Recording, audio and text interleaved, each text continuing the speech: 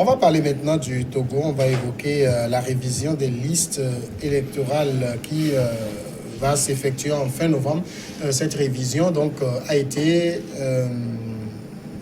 décidée, il faut le dire comme ça, en Conseil des ministres. Hier, un décret a été pris en ce sens et donc ce sera du 29 novembre au 1er décembre 2019.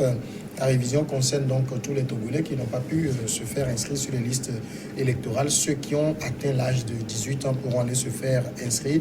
Mais en même temps, ça concerne également la diaspora, puisque de ce côté également, les gens vont pouvoir s'inscrire sur les listes électorales.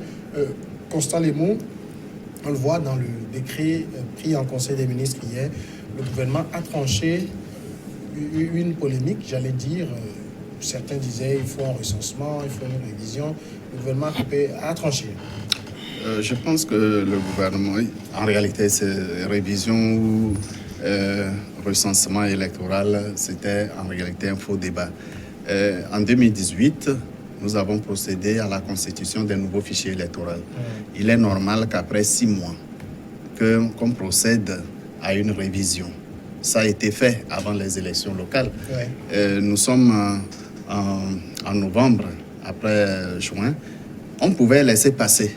On pouvait ne pas organiser une révision parce que nous n'avons pas encore fait 6 mois, moins encore 1 an pour passer aux élections présidentielles. On pouvait laisser passer, mais pour apaiser l'ensemble des Togolais qui ont vraiment raté l'occasion de se faire enrôler, de le faire. Et surtout aux primo-majeurs, ceux qui ont atteint donc l'âge de voter 18 ans, de se faire inscrire. Le gouvernement trouvait bien d'ouvrir encore la voie, disons, les fichiers pour que les nouvelles personnes puissent s'intégrer. Encore, il fallait procéder au recensement intégral des Togolais de la diaspora, puisque désormais le vote les concerne également. Donc, je pense que c'est un acte politique hautement de grande ampleur, hein, qui a vraiment une signification profonde pour apaiser l'ensemble de la classe politique. Pour que, c'est vrai, notre fichier électoral était en réalité assez suffisant par rapport à notre population qui tourne autour de 7,5 millions. Si nous avons 3 200 000, 3 300 électeurs, c'est à peu près le quota de la population électorale par rapport à la population globale. Je parie bien qu'à la fin de toutes les opérations, même si tous les Togolais ceux qui n'ont pas encore de carte sont allés se faire recenser, nous serons toujours en bas de 3 800 000, on sera bien loin de 3 800 000 parce que notre population n'a pas encore atteint cette maturité d'âge pour avoir 2/3 de population électorale par rapport à l'ensemble de la population. Adam Adjonou, choisir une révision plutôt qu'un recensement, c'était le choix de raison pour le gouvernement? C'est un choix de raison, mais au même moment aussi, je pense que cela vient aussi répondre, disons, à cette revendication-là de l'opposition qui, à mon avis, est un peu végétaire dans la surenchère, dans la mesure où, comme l'a dit tout à l'heure Constant Lemou, nous sommes à peu près à 4 mois des élections, ou du moins des révisions que nous avions fait par le passé. Donc je pense que c'est cette disponibilité, cette bonne foi que le gouvernement a eu à représenter, parce que contrairement à l'autre révision qui courait sur 2 jours, nous avions eu un rallongement de 3 jours. Je pense que c'est largement suffisant à ce que ceux qui n'ont pas pu accomplir leur devoir civique en allant se faire recenser puissent quand même compléter, disons, ce fichier-là. Mais au même moment, je pense que cela répondait aussi à un certain... Parce qu'aujourd'hui, vous l'avez évoqué tout à l'heure, qu'il y a aussi le vote de la diaspora qui rentre en ligne de compte. Parce que lorsque vous vous rappelez, à la veille des élections locales, Djibert Bara avait évoqué des questions de coûts. Et aujourd'hui, rajouter à ces coûts-là, de 3 jours, il évoquait une question d'une seule journée qui a 900 millions pour les 3 jours. Tout à fait. Et maintenant, rajouter à cela, il faudrait aussi voir, disons, ce que supportent les coûts que va supporter aussi disons, le recensement en ce qui concerne d'abord la diaspora, tout ça. Donc, je pense que c'est assez suffisant, 3 jours, pour que, disons, mais ce qui est important, je pense que au lieu que l'opposition oriente le débat sur, disons, le recensement, coûte que coûte, il faudrait calmement mobiliser sa base pour que les gens aillent au moins compléter ce fichier-là, pour qu'on ait, disons, un moment, soit un moment assez apaisé pour avoir des élections fiables. David Diabavi, ce sera une révision des listes électorales. Oui, et ce n'est pas, donc ce n'est pas aussi extraordinaire comme tentait de le faire croire Constant tout à l'heure. Les tests de notre pays précisent qu'à la veille d'une élection, qu'il y ait un recensement ou une révision de la liste électorale. Donc le gouvernement est dans son rôle régalien d'appliquer la loi qui est contenue dans nos tests fondamentaux. C'est dans le code électoral. C'est voilà, donc c'est un devoir du gouvernement d'appeler les concitoyens à aller faire la révision de la liste électorale ou aller se faire recenser. Donc ce n'est pas encore une décision extraordinaire. Ça se fait, ça a toujours été comme ça. Et donc c'est comme ça. Alors, c'est une révision, c'est ce que le gouvernement a décidé. Pour certains Togolais, ça aurait été bien si le gouvernement avait proposé plutôt un recensement électoral quand on se projette un peu dans un passé récent, avec le dernier recensement qui a eu lieu en 2018, pour lequel l'opposition avait appelé ses militants à boycotter. Ça veut dire que techniquement, et ça c'est le constat de beaucoup de Togolais, il y a une partie des Togolais qui n'ont pas pu se faire inscrire au premier recensement de 2018, qui n'ont pas pu voter, qui n'ont pas pu participer à l'élection des députés. Mais qui n'en étaient pas empêchés. Oui, malgré aussi l'appel du gouvernement à organiser des révisions de listes électorales. Donc le constat dégagé aujourd'hui que si vous prenez le recensement des dernières élections présidentielles de 2015, que vous comparez au recensement de 2018, vous verrez qu'il y a une différence. Puisque entre 2015 et 2018, ça fait 3 ans, beaucoup de Togolais atteindront l'âge de vote. Mais malheureusement, le constat a dégagé que le chiffre était moins que ce que ça devait donner. Mais c'est le gouvernement qui a décidé de la révision des listes électorales.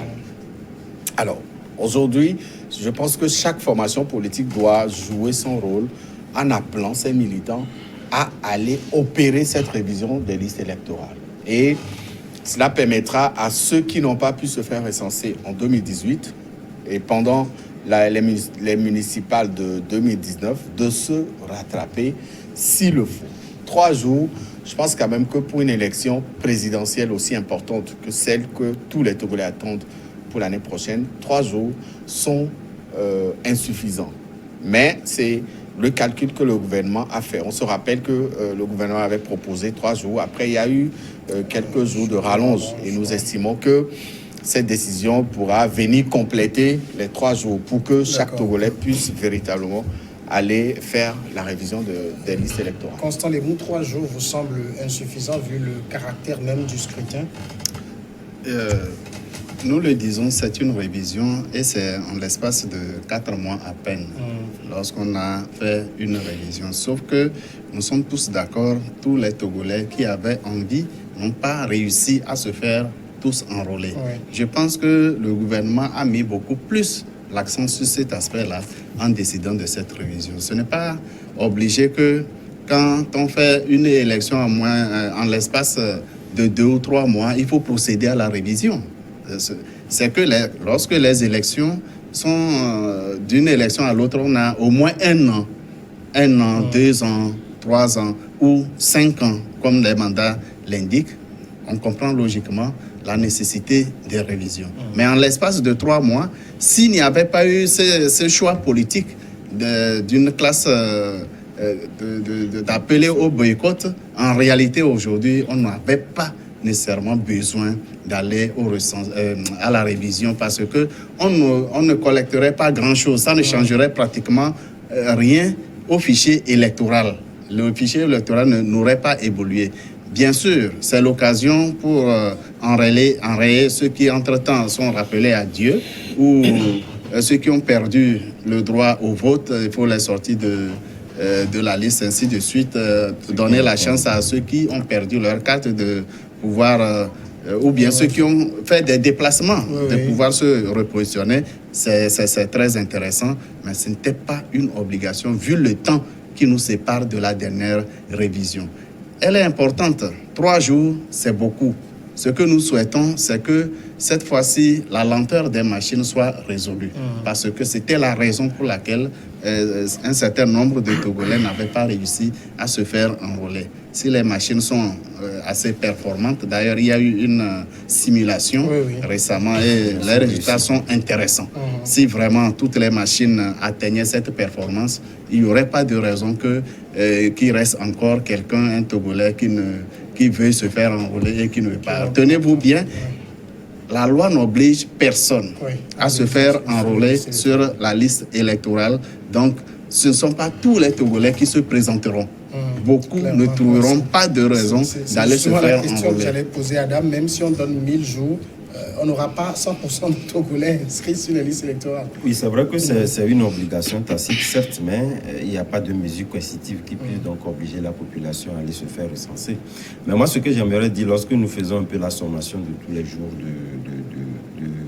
de révision, je pense qu'on n'est pas loin du cadrage, ou du moins du quota qui est pour le recensement proprement dit. Parce que je crois savoir que c'était 6 jours, je crois.